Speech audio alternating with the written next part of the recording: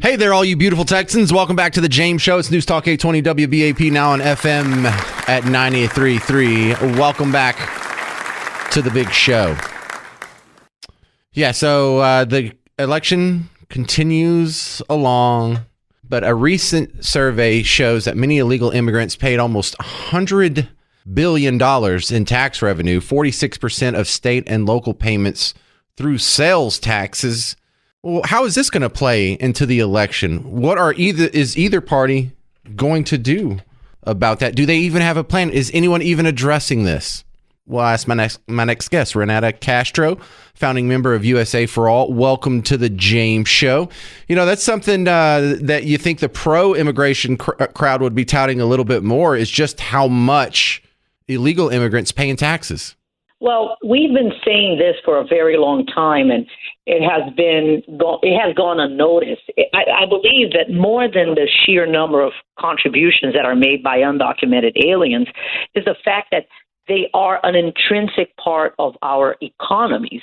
And we have just grown accustomed to kicking the ball from one side to the other and not addressing the big elephant in the room, which is the United States needs immigration reform that is meaningful and designed to help our economy, as opposed to just avoiding the problem and making it an election or re-election issue every 4 years.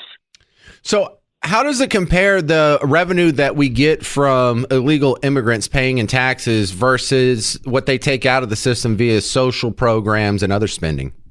Well, undocumented aliens, contrary to popular belief, do not have access to government-funded benefits, absent in some states where the state has made it open for them to do so, Massachusetts, the state of Washington, or if they are in the United States pursuing some kind of humanitarian benefit, such as victims of domestic violence and victims of human trafficking.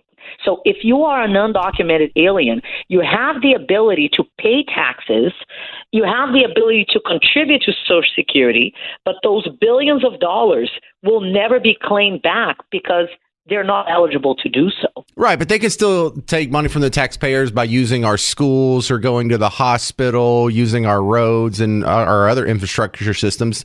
Has there ever been a cost comparison considering those? No, but I doubt that they would be using our roads and our schools to the tune of $100 billion. I mean, numbers of contribution, and that is just in tax revenue. That does not add up to the workforce support that they provide to hundreds of thousands of business owners who, throughout the United States, even in violation of the law, still resort to undocumented aliens to provide services in key areas such as construction and hospitality, but also to the jobs that they generate, because there is an idea that only those that come to the United States to live are undocumented, and that's far from the truth. There is a very high number of individuals who are in the United States without status, but are very successful business owners. I mean, you can say that they're law-abiding business owners who happen to be in the country without status, but the conversation is much more complex than using our schools. In the amount in taxes that they pay, the contributions far exceed the benefits that they may take advantage of as tax-paying members of the community. So if immigrants overall are good for the economy, would there be any downside to just closing down illegal immigration and making the illegal immigration big enough to fill that void? It takes willingness from the powers that be to understand that when we talk about people getting in line, there is no line. The United States has an outdated, archaic immigration system that demonizes immigrants and fills the pockets of private jail maintenance companies such as the Geo Group and Civitas. If we had a structured, effective, and meaningful controlled immigration system that worked not only for immigrants, but let's face it, to the American economy, there would be no reason to not punish individuals who don't follow the law, because now you have options to satisfy American business owners who rely on this. But from the economic angle, if you make the case that we need to have, an extra, we have 1 million people that come here legally every year. If we need to have another 1 million people that are coming here illegally and that helps the economy, couldn't we still shut off the border, control illegal immigration, stop illegal immigration, and just allow 1 million more people legally? But the American people get to pick and choose who comes here, and it's not a free-for-all over the southern border. Well, that is without question, but I think it's important for the listeners to understand. Individuals who come through the border and who present themselves at a port of entry are not entering illegally. They're actually following a poorly written law of asylum in the United States. As I said in the beginning, if we don't revise immigration law, there will always be this chaos that does not lead to a resolution that saves the United States money, that creates more security at the border, while allowing individuals to come in the United States to do what they want to do, which is work. Right. Well, generally speaking, I'm pro-immigration, but anti-illegal immigration. So if you're making the case, and it looks like you are, that more people here immigrating is better for the economy and good for the tax base, then I would prefer for them to be legal immigrants versus illegal immigrants. That does nothing to make me not want to stop illegal immigration. It just makes me want to relax, the amount of people we let in every year. Maybe instead of 1 million, maybe we need to let in 2, maybe we need to let in 3. Whatever the number is, I think we can agree with that economically. It still makes me want to shut down that border and control everyone who comes in here. But you do understand that people who are coming to the border and who are presenting themselves to the authorities, they're actually following the law. They're not entering. Right, but look, that's just a loophole. Most of those people don't deserve asylum. They're not fleeing political persecution, or just because you're from Honduras and it's dangerous doesn't mean you get to do asylum here. You're supposed to go to the next country that's not in chaos and apply there. So you're still not allowed to be here. So that would really only apply to Mexicans and Canadians. So this whole asylum thing is a pretty thinly veiled loophole. But that's personal opinion. The law does not leave a room for personal interpretation. If we're going to talk about legal immigration, we need to look at what's good standing law in the United States. And I think that you and I agree, but just present our views in a slight different way, that the law that we have today just does not work. If we open for another 1 million engineers enter the United States, who's going to work on our roads? We still need people working on our roads, working in our schools, working in our hospitals. It's not enough to just open the door for more. No, hang on. Now, you were making the case that people come over here and working on the roads. They're great because they pay into the tax system. But engineers that come over here would pay even more into the tax system. Wouldn't you agree that they will only have jobs if there are people to build the roads that they design? We don't live in singular society or in a singular economy. If we have a disparity of only engineers coming in, we are still going to solve the economy. I don't buy that Native Americans, and by Native Americans, native-born, natural citizen Americans, wouldn't take jobs building roads. I lived in Northwest Oklahoma for a year. That all they have is white people. It's the weirdest thing. It was really uncomfortable. But I noticed in all these jobs, whether it was, that are normally associated with illegal immigration, whether it's mowing a lawn or cleaning a pool or putting shingles on a roof, it was all white people. It was amazing, Renata. White people will do the job. Native Americans will do the job. Black Americans who are citizens will do these jobs. Hispanics who are born here, they will do these jobs. We do not need illegal immigrants to have a country. Well, I would love to take you around the United States and visit job sites throughout the United States. And I have property in northern Georgia, and I have the opportunity to speak to a lot of real estate developers there. And it doesn't get more conservative than Georgia. And even though they're anti-immigration, when you go into their job sites, I don't think anybody's anti-immigration. I think they're anti-illegal immigration, and you're doing a disservice to conflate the two. That's your belief. I am explaining the law. And when you talk about illegal immigration, you have to look at the eyes of the law, not of personal opinion. But that's the beauty of the United States. We can agree to disagree and inform the listeners in what the law actually is, as opposed to just personal opinion. Well, Renata Castro, it was a great chat. How do they find you outside of the James Show? USAforall.com. USAforall.com. Thank you very much for your time. I appreciate you being on the show. Thank you. All right, coming up next, we have some updates from Election Decision 2024 is our official title for it here in the WBAP newsroom. I'd like to hear your thoughts. 800-288-9227, 800-288-9227. This is The James Show. News Talk 820 WBAP, now on FM at 93.3.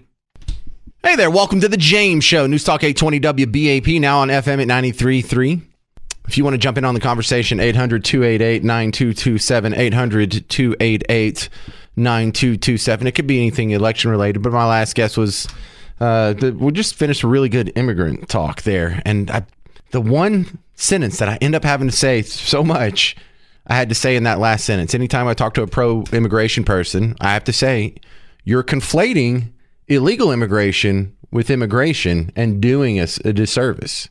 800-288-9227. Mike in Frisco, you're on the James Show on WBAP. What do you think, Mike?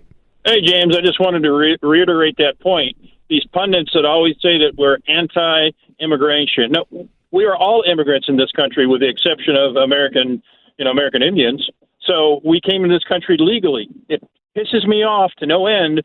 They're muddying the waters and say, we're not anti-immigrant. We're all immigrants. I want people to come here legally. I don't want anybody willy-nilly just to walk across the border. We've had people immigrate this country illegally for these last 4 years from all over the world. We have no idea who's come into our country. I want people to come in legally that are going to contribute to this society, not be a leech on society, which is what's happening right now. Yeah, and I pulled the same trick on her that I pull on a lot of these people. Well, what if we had the exact same amount of immigrants come in, but they weren't illegal? They were all vetted and legal. Wouldn't that be okay? Wouldn't that be better? Wouldn't it be better if we're importing doctors and engineers instead of some guy whose best skill is cleaning the algae out of a pool? Like, seriously, that wouldn't be better for America? And no, I don't think I made a dent. Right. No, that's it. I know that you said that, but it ticks me off to no end. These pundits and these talk show people want to say, "Well, it's an intellectual shortcut. It's an intellectual shortcut, so they don't actually have to refute what I'm telling them. They can just dismiss me as, oh, well, you're anti-immigrant. No, I'm actually pro-immigrant. In fact, I do believe that we should probably double the amount of legal immigrants that we let in every year. And for the part that she was saying at the beginning, economically speaking, a bigger population that is being productive and paying into the tax pool grows our economy, largely the rising tide lifts all boats. So if we are going to have millions of people stream in here every year, let's do people who are more productive, who create bigger GDP per capita than the people that we're allowing to come here illegally. And I don't see what the argument could possibly be against that. I think there are millions of people from around the world who have been trying to come here legally. I want those people to come in, not the people who just walked across the border. That's all I had to say. Yeah, some of them, like if you're on the sex offender registry list of your country, let's get you out of here. Or if you just recently got released by Maduro from a Caracas prison, maybe we won't let you in here. But doctors, lawyers, mechanics, computer engineers, scientists. Wouldn't we rather have them? That seems like a pretty easy argument to make for me. 800-288-9227, 800-288-WBAP. And it almost makes me mad when they conflate illegal immigration with immigration because it's so dishonest. Like you realize that consent that applies between immigration and legal immigration makes all the difference in the world, just like it does in so many of these other scenarios. That's like, you need to come here with consent. We want you to come here. Without consent, it's a bad thing. You want to do sex without consent? That's rape. That's a terrible thing. Sex with consent, greatest thing in the world. That consent makes all the difference in the world. And without that consent, it goes from being a good thing to a bad thing. You can make the argument that immigration is a good thing. It's good for our economy. It's overall good for the growth of America, to have a bigger population, to have a bigger market, to have bigger customers for our businesses, to have a bigger talent pool to draw from.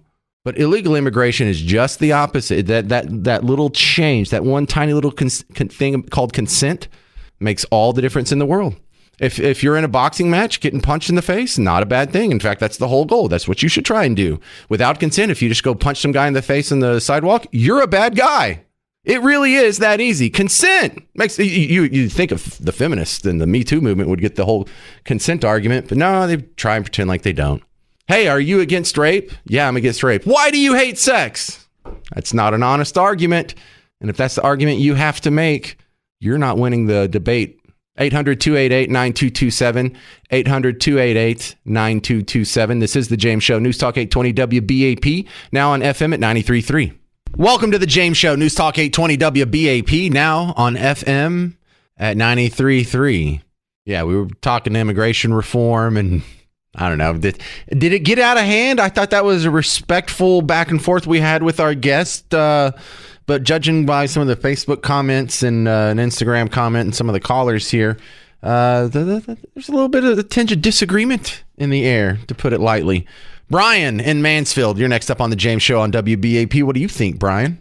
Yeah, James, my wife, she's an immigrant, and she went through the process legally, of course, and it took her 5 years to get through the process. And with the amount of people that we have coming through the ports of entry, where is the reform to speed those people through the process? I understand, we had immigration coming through New York, Ellis Island. You see the pictures from back in the early 1900s where there was shipload after shipload of immigrant coming in from the Irish potato famines and everything.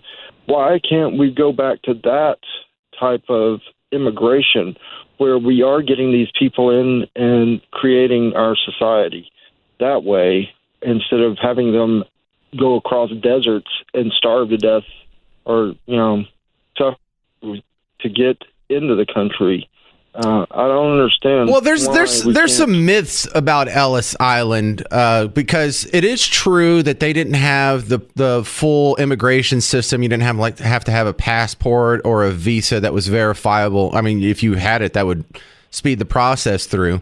But it was an island where you would stop off, and if you didn't have paperwork, you would go through an examination process. And there were a bunch of people who were turned around and not allowed to go into America. If you had some sort of disease or polio or yellow fever or some weird looking carbuncle sore on your back, right? You got turned around. So first off, Ellis Island is like this myth of open borders when it's not.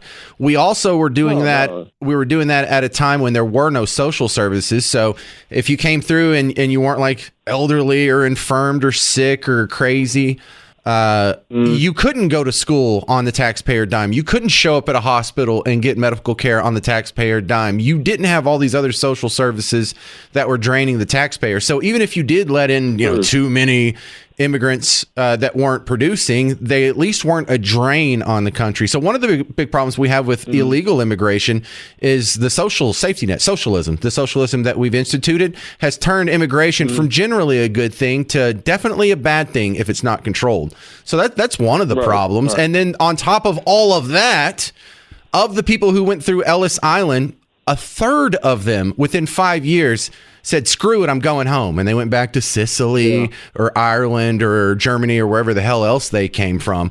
Because part of the reason is because there was no social safety net. It wasn't like this fantasy land, Garden of Eden, where you could just walk around climbing trees and eating fruit and everyone's rich and owns land. So they were building skyscrapers and bridges. Yeah, some of them were. Some of them went home. But Ellis Island is expected, the biggest number I've found, the number of people that actually came through there, it was really only in its busy span over 60 years, 20 million immigrants came through Ellis Island. We've had more than that in the last 10 years. Yeah. So there's room for improvement on getting people through the process, I think. Yeah, well, even if you take Ellis Island at its worst, it's about 1/20th the illegal immigration, the open borders problem we're dealing with now. So that's not sustainable. Good points, though. Jack in Brazos Point, you're next up on WBAP. What do you think? Yeah, hello, James. I just think the problem is that nobody's looking at this like a person with reason or a reasonable person. You need to ask the question, what does America need as far as the labor force is concerned? We need professionals, we need people that are educated, but also we need skilled workers, and also we need workers that can be trained. You don't need to just open the door and flood the gates with everybody that has not been vetted or at least identified as a person that can be useful to the development of our infrastructure, our educational facilities, whatever America needs to make it the best economy and the best place to live. Right. And Joe, I'm sorry, Jack. I don't know if you heard me bristle at the guest there who did the old trope that there's jobs that they would do that just Americans don't. Who's going to do all these jobs? Jack, I bet you would happily be tacking shingles on a roof, even in the middle of Texas August, if you were getting paid $1 million a year, wouldn't you? Well, of course, as a matter of fact, I've done it. I'm 78 years old, and I started out as a forklift mechanic and eventually become an architect and worked for a national model code organization as a professional. I've been all around the world, and there's people. What I really find funny is that one of the things I've noticed, where it be China, Thailand, Middle East, or whatever, most everybody spoke English. Even the local people, I find that very strange. But there's people over there that have a certain level of education, not what we have over here, but they're trainable. They're very good people. They're very useful, and they're godly people and have the same morals. And, they want a roof over their head, and they want to be able to take care of their family. What we're getting now is a mishmash of people that are committing crimes. In other words, nobody's sitting down. Some of them are, and we would have less of those people if we had them coming here legally instead of just a free-for-all over the southern border. Sorry to cut you off. It's just I'm running out of time in this segment, Jack and Brass's point. But thank you very much, and thanks for calling the James Show. If you want to be next, 800-288-9227, 800-288-9227. Look, weirdly enough, one job that I would still do if it paid $200,000 a year, I would like to be a waiter. I was a waiter for about 3 years. Loved it. Maybe I'm a crazy person. I'm very social. I like food. I like hanging out with people when they're out on the town for their weekend dates and stuff. I thought that was a great job. No, I don't think there's any job Americans wouldn't do. They just wouldn't do it for that price. 800-288-9227. It's the James Show. News Talk 820 WBAP, now on FM at 93.3.